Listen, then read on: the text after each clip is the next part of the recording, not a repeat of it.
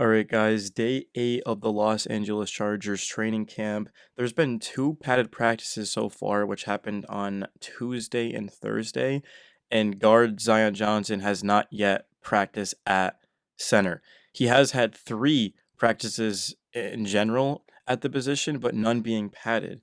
And there's been a lot of doubt about is it ever going to happen. And for all I know, when the Chargers practice today, he could actually be there. I'm gonna go on a limb and say that he's not. Monday, I think, would probably be a little bit more realistic, but it just doesn't make too much sense why the Chargers haven't worked him up already to this point. I get that they had to start earlier than other teams for training camp because of they're playing in the Hall of Fame game, but you just look at last season and something had to be changed. Like Bradley Bozeman and Zion Johnson just were not good enough. And just swapping their positions, how much of an impact is that really going to make? Because the reason why the Chargers lost against the Texans, there was a couple of the key drops. I didn't think Herbert played the best, but there was constant pressure in his face. The interior was getting beat over and over again. And not only that, but they couldn't run the ball.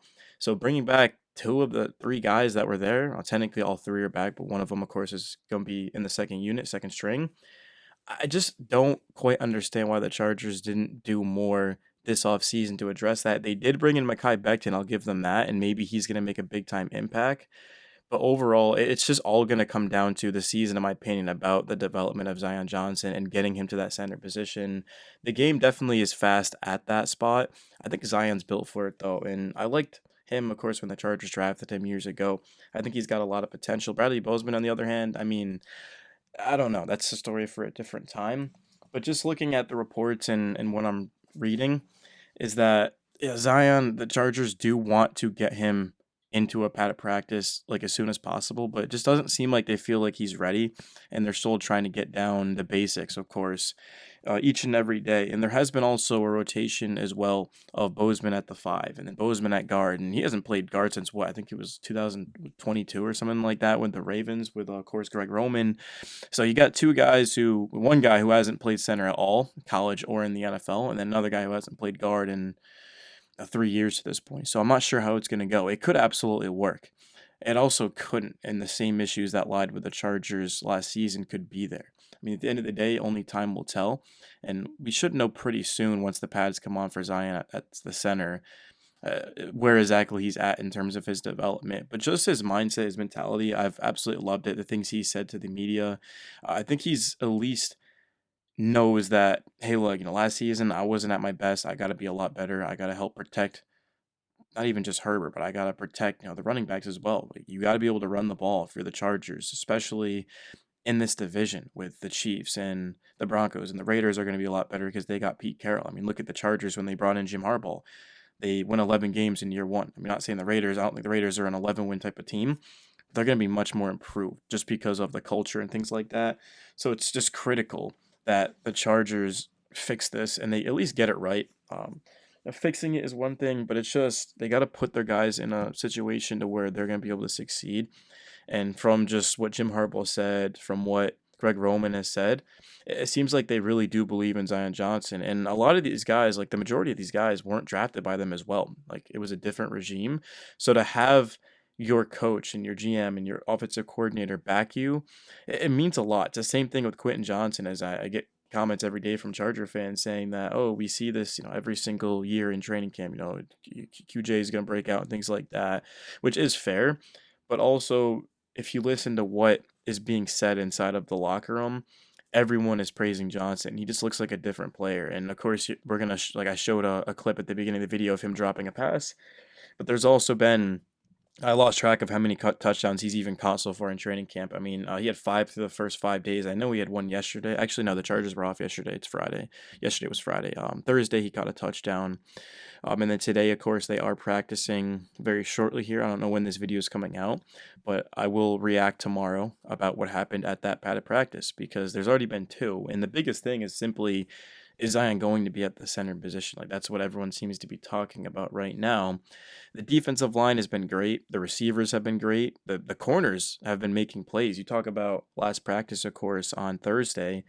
The DBs were flying around the field. There was interceptions, batted balls, just deflections. I just absolutely love what I saw out of the DBs. And it's going to be an absolute gauntlet to see who ends up playing because Dante Jackson makes a strong case. Dean Leonard's solid, and then Cam Hart, Tariq still kind of feel like locks at this point. But Jazir Taylor has had a really good training camp. Benjamin St. Juste is solid. Even Reed, you look at Reed, of course, who the Chargers got out of what, Oregon. He's well, he's a younger guy for sure, but he had a interception. I actually had a pick six. So just everyone is contributing. There's been multiple guys at every single level that have impressed me. Especially just these younger rookies, man. They just gone out there and competed, man, and they're trying to, fight for a 53-man spot. Some of them are even trying to fight for a starting spot. We talked about the defensive line last video, and a player who I think is going to be a future star is Jamari Caldwell. He's had a really good camp so far. He looks like a veteran out there, man. The Chargers have so much depth; it's just absurd to this point. And that's gonna be able to help them, of course, during a long season. I mean, there's 18 weeks, 17 games, up your bye week, and then you got to play in the playoffs, wild card and this and that. It's a long season, man. And the Chiefs, I think a big reason why they lost the Super Bowl was just because of how gassed they were of making deep playoff run after deep playoff run. And the Chargers need to use that to their advantage because obviously we haven't been making deep playoff runs. So you got to come out this season and just beat the Chiefs by your depth, having several guys that you could rotate in and out of the defensive line. And of course, the receiving position, the DBs, just attack as much as you can. And the Chargers are going to be very healthy towards the end of the season just because they have a lot of versatility. So I'm definitely excited about that. I'm excited about the report that comes out from Saturday's practice. It's not out yet. To be honest with you, it usually comes out like pretty late. So we'll have to kind of wait till tomorrow on that.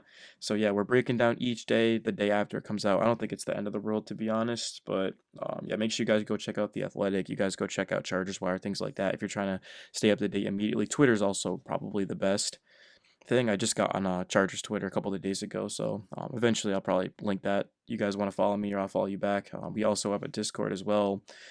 I just want to see Justin Herbert though be put into a situation to where he's legitimately gonna have a chance to win. It feels like he hasn't had that so far. And I get he wasn't at his best against the Texans, but he just never really had a chance because the pass rush was just wreaking havoc for the Texans. They couldn't run the ball. The defense played very well, but the drops were also huge. Like you go back and you look, Will Disley had a huge drop. Quentin Johnson had a big drop. Like those things just can't happen. A ball can't be hitting your hands and going into the defensive back's hands or whatever, or linebacker, and then they're running it in for a pick six. If you can get your hands on the ball, you've got to be able to catch that. And Herbert also had a lot of good throws too, and just they weren't executed, man. And another thing to even expand upon that is Ladd McConkey. Ladd McConkey's development is going to be dependent on the outside receivers around him. If the Chargers don't improve that, then they're not going to be able to get to the next level, which is why I love them going out, of course, and drafting Keandre Lambert-Smith and drafting Trey Harris, for example. And they did bring in Mike Williams, but then he retired like the day before training camp started, which is fine. Ronnie Gadsden, I think he's going to have a really good rookie season. He's been breaking out in training camp. I know a lot of people in the organization like him a lot.